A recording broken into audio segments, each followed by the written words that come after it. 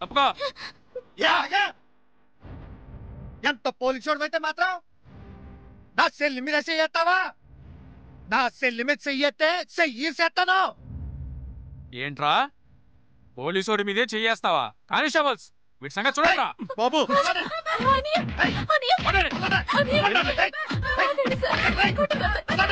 పోలీసోడి మీద చెయ్యేస్తావా?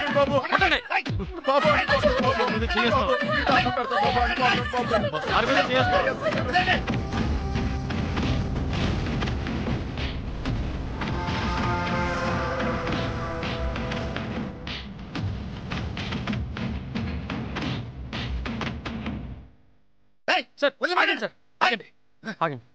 బావా అమ్మా. అయ్యో సార్ ఆగండి సార్, నేను చెప్పాను సార్, ఆగండి. ఏంటి ఆపేది?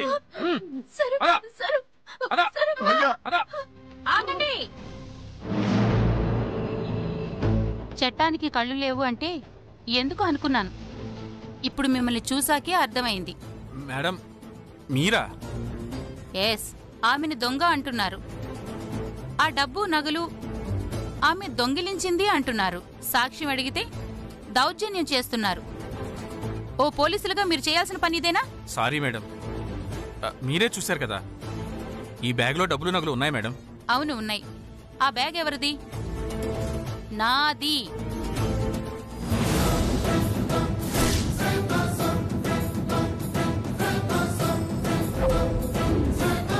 ఆ బ్యాగ్ మీదా? అవును సార్. ఆ కోకిలమ్మ బ్యాగు నా బ్యాగు ఒకేలా ఉండడం వల్ల ఆ బ్యాగు ఆవిడదేనని మీరంతా భ్రమపడ్డారు. ఇక్కడ జరిగిందంతా చూశాక అసలు మీరేం చేస్తారా అని ఇక్కడికి రాకుండా ఆగాను.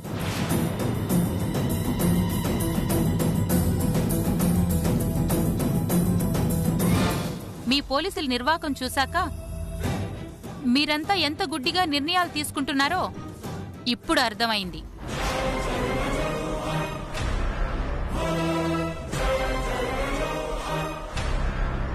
ఇప్పుడు చెప్పండి, ఈ నగలు నేను దొంగతనం చేసినట్టా? అయ్యో మీకేం అవసరం మేడం? మరి వాళ్ళకేం అవసరం? జరిగిన తప్పుకి మర్యాదగా వాళ్ళకి క్షమాపణ చెప్పండి. అది కాదు మేడం. చెప్తారా? మీ బాస్ కి ఫోన్ చేయమంటారా? అదే మా ఆయన కమిషనర్ కి ఫోన్ చేయమంటావా? వద్దు మేడం.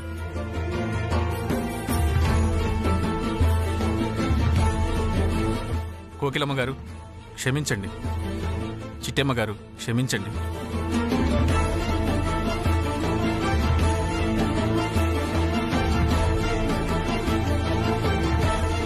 వీరనారాయణ గారు సారీ. వీరనారాయణ గారు, మీ డబ్బు మీకు దొరికింది కాబట్టి ఈ విషయాన్ని ఇక్కడితో వదిలేయండి. నేను వస్తాను సార్. కానిస్టేబుల్స్ రండి.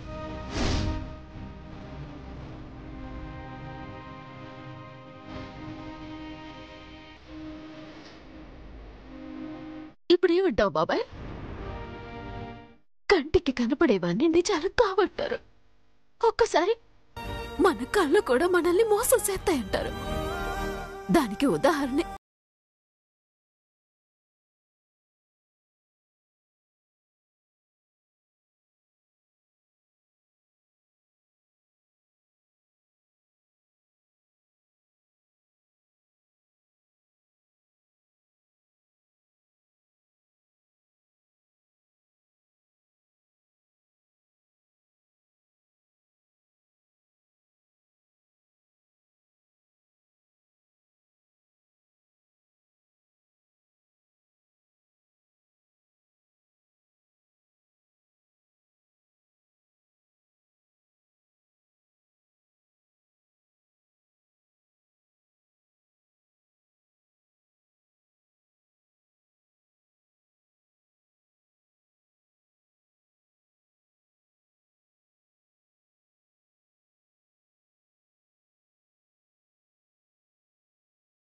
ముందైతే మిమ్మల్ని అవమానించామో అదే జనాల ముందు చేతులు జోడించి మిమ్మల్ని క్షమాపణలు అడుగుతున్నాను. మమ్మల్ని క్షమించండి. బాబు గారు, మీరు నిజం తెలుసుకున్నారు. ఆ దేశాలు బాబాయ్, మీతో క్షమాపణ చెప్పించాలనేది నా ఉద్దేశం కాదు బాబాయ్. మా అమ్మ నాన్న ఏ తప్పు చేయరని ఈ జనానికి తెలియాలనేదే నా ఉద్దేశం. అలాగేనమ్మా. ఇక్కడికి వచ్చిన వాళ్ళందరికీ చేతులు జోడించి చెప్పేది ఒక్కటే, ఈ దొంగతనం ఎవరి వల్ల జరిగిందో మాకు తెలియదు, కానీ అనవసరంగా ఈ కోకిలమ్మ కుటుంబరావుల్ని అనుమానించాం. అందుకు మీ అందరి సుముఖంగా క్షమాపణలు చెప్తున్నాం. త్వరలోనే అసలు దొంగెవరో తేలుస్తాం.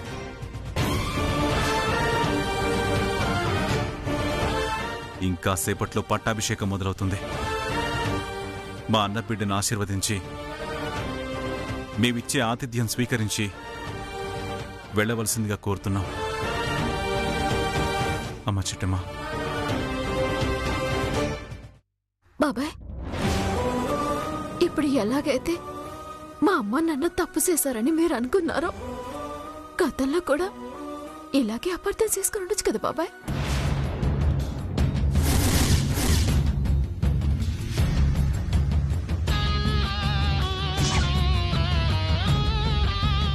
అపార్థాలు తొలగిపోయే రోజు అతి తొందరలోనే ఉంది, అతి దగ్గరలోనే ఉంది.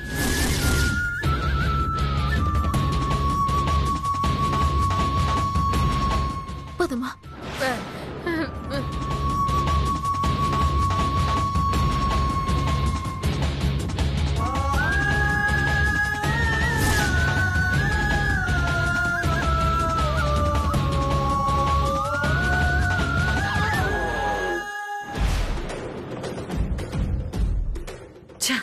దీన్ని జైలుకి పంపిద్దామంటే కుదరలేదే. ఇంతకీ ఈ వైష్ణవ్ ఎక్కడ చచ్చింది?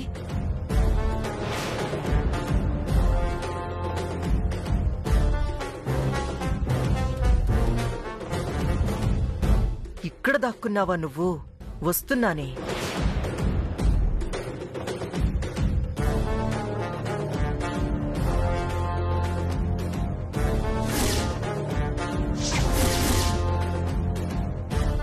కాంతమ్మ గారు, ఎక్కడికి? రా రా, నోరు మూసుకొని రావే. ఎంత పని చేసావే దరిద్రపుదానా! ఈ ఇంటికి వారసురాలయ్యి కోట్ల రూపాయల ఆస్తిని సంపాదించుకు రావే అంటే చీప్ గా చిల్లర దొంగతనాలు చేస్తావా? నీలాంటి దాన్ని ఏం చేసినా పాపం లేదే.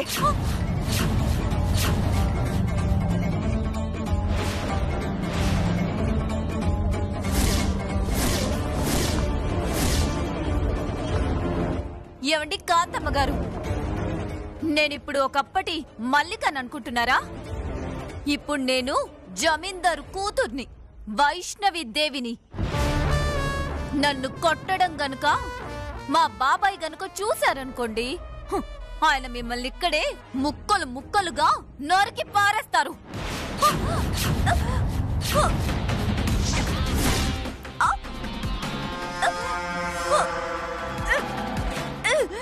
ఏంటి, మా జమీందార్ గారి అమ్మాయిని ఈ కాంతమ్మ పీక పట్టుకుందే?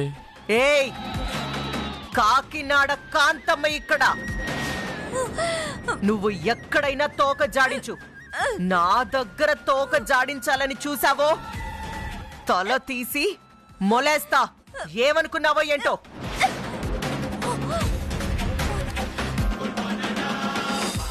ఏదోనండి, సరదాగా అన్నాను. నీ వయసేంటి, నా వయసేంటి? నాతో నీకు సరదాలేంటి? తప్పైపోయిందండి, క్షమించండి. రైల్వే స్టేషన్లో జేబులు కొట్టేసుకుంటూ, గుడి దగ్గర ఆడవాళ్ల మెడల్లో నగలు కొట్టేసుకుంటూ, దొంగతనం కేసులో 10 సార్లు జైలుకెళ్ళొచ్చి నిన్ను జమీందారింటి వారసురాలని ఎందుకు నమ్మించానో తెలుసా? కాంతమ్మ నమ్మించిందా? అంటే ఈమె నిజమైన వారసురాలు కాదా? వీరనారాయణ్ని ఎదవని చేసి నిన్ను వారసురాలిని చేసింది కోట్ల రూపాయల ఆస్తి నీ పేరు మీదకొస్తుందని. ఆ తర్వాత ఆ ఆస్తి మొత్తం నాకు దక్కుతుందని. కానీ నువ్వేం చేశావు? చీపుగా ముష్టి నగల కోసం కక్కుర్తిపడి అందరికీ లేనిపోని అనుమానాలు తెప్పించావు. నాకు తెలిసి చిట్టమ్మకి నీ మీద ఖచ్చితంగా అనుమానం వచ్చుంటుంది. ఈ ఫంక్షన్ అయ్యేలోపు నిన్ను పట్టేస్తుంది. అదే వీరనారాయణ చేత్తో నిన్ను మెడపట్టి బయటికి గంటిస్తుంది. అదే గనక జరిగితే నా చేతుల్లో కుక్క చావు చేస్తావు నువ్వు. అమ్మా, మీ కాళ్ళు పట్టుకుంటానమ్మా. అలాంటి పిచ్చి పని నేనెప్పటికీ చేయనమ్మా. మీరు చెప్పినట్టే వైష్ణవి దేవిలా నటిస్తానమ్మా. ఆయనిచ్చే ఆస్తి మొత్తం తెచ్చి మీ చేతుల్లో పెడతానమ్మా. ఈ ఒక్కసారికి నన్ను క్షమించండి అమ్మా.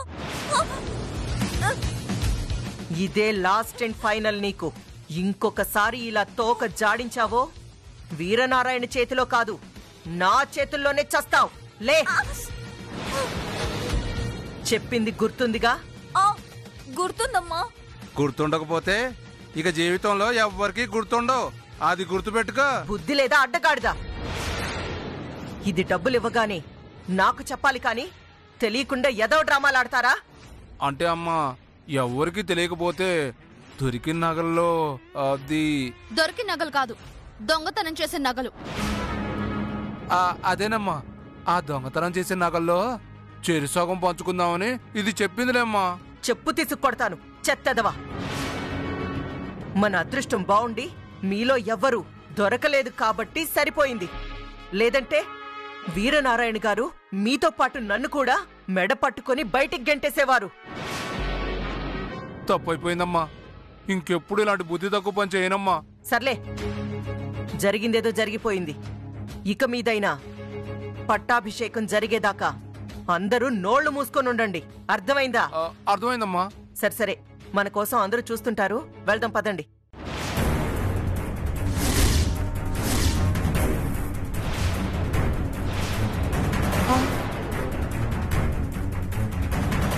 అక్క, ఆ ఏన్నారాయణ అనుచరుడు దాసే. దాసా? దాసు,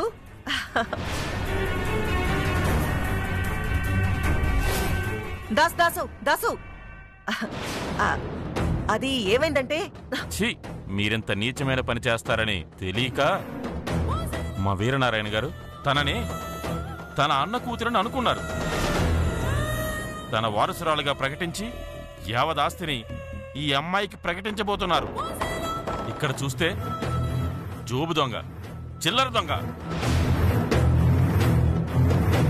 ఇలాంటి చిల్లర దొంగ జమీందారు గారి వారసురాలైతే ఆస్తి మొత్తం దోచేస్తారు. ఇప్పుడే వెళ్ళి మా వీరనారాయణ గారికి ఈ అమ్మాయి వారసురాలు కాదని, నువ్వే ఈ నాటకం ఆడించావని మొత్తం చెప్పేస్తాను.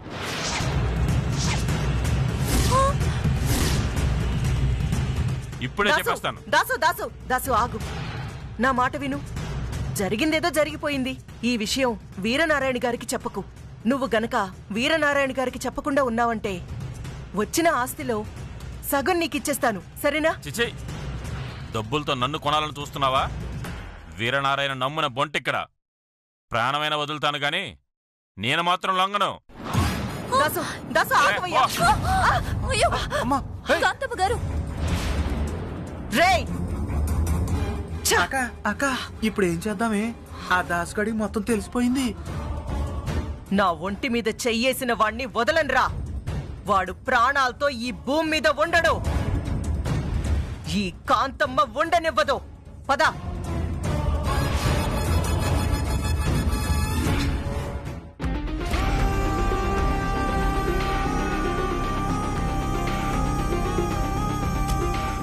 అమ్మయ్యా, నాన్న టాబ్లెట్లు మర్చిపోయాను అనుకున్నాను.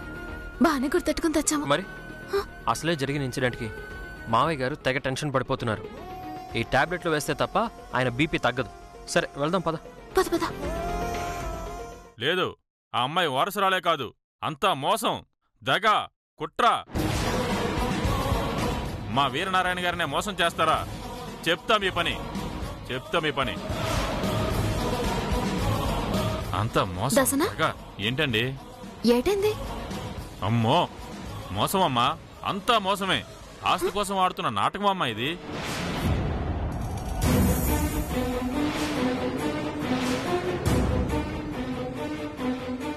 అంతా నాటకమా? ఏమైందా సో?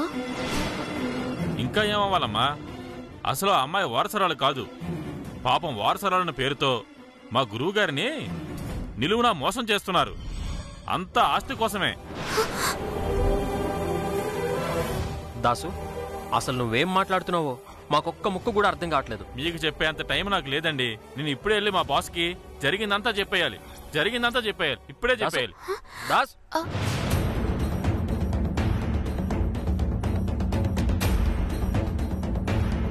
బావా అక్కడ దాక్కుంది మీ అమ్మే కదా?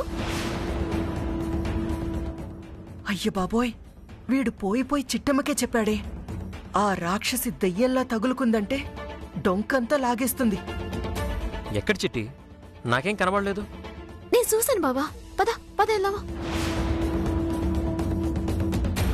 ఒరే తమ్ముడు, ఇప్పుడు చిట్టమ్మక్కాని దొరికామంటే ఆ దాసుగాడిని ఆపడం కష్టంరా. ఇంటి లోపలికి వెళ్ళడానికి వేరే దారేమైనా ఉందా? అమ్మా, వెనక పక్కే ఉందమ్మా దారి. సరే పద పద పద.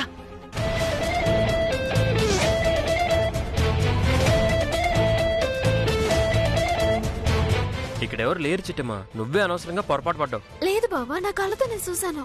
ఉంటే కనబడాలి కదా చిట్టమ్మా. సరే ముందు ఆ టాబ్లెట్స్ తీసుకుని మావి గారికి ఇద్దా. అలాగే బావా. బావా, కాకపోతే మనం అర్జెంటుగా దాసును పట్టుకోవాలి.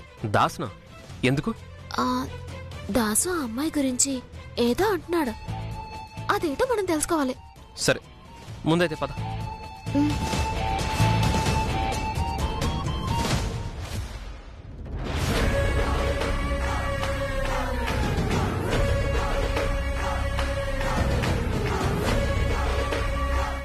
సార్ సార్ సార్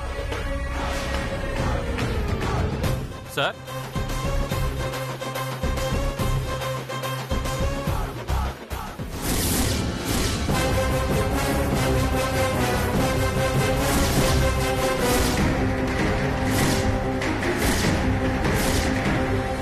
ఏరా దాసు, నిజాలన్నీ మీ బాస్కి చెప్పేద్దామని డిసైడ్ అయిపోయావన్నమాట. అవును కాంతమ్మ, చెప్పకపోతే ఈ వంశమే సర్వనాశనం అయిపోద్ది. నిజమైన వారసురాలు కనుమరుగైపోద్ది. అందుకే నీ ఆట కట్టించాలనుకున్నాను. తప్పుకో.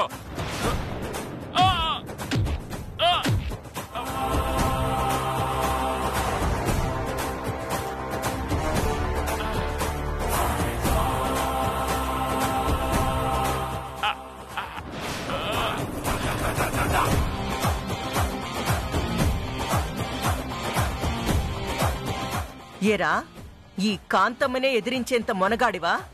నా మొగుడు తప్ప ఇంతవరకు నా ఒంటి మీద ఒక్కడు కూడా చెయ్యలేదురా.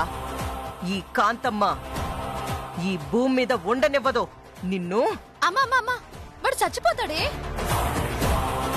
బతికితే తీసుకెళ్లి కార్లో పడేయండి, చస్తే తీసుకెళ్లి గోదాట్లో పడేయండి.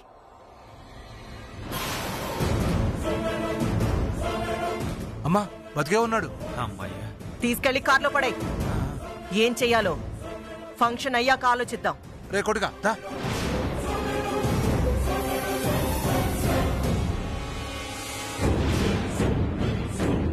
అమ్మా, ఇలా మనిషిని చంపడం పాపం అమ్మా. నార్మల్, వాణ్ణి చంపకపోతే మనం చస్తామే.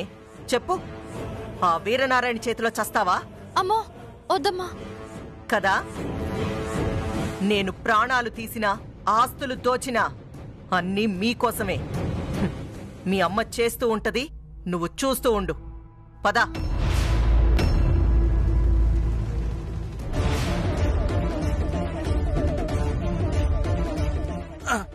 రే బేగ ఎత్తరా, ఎత్తు ఎత్తు.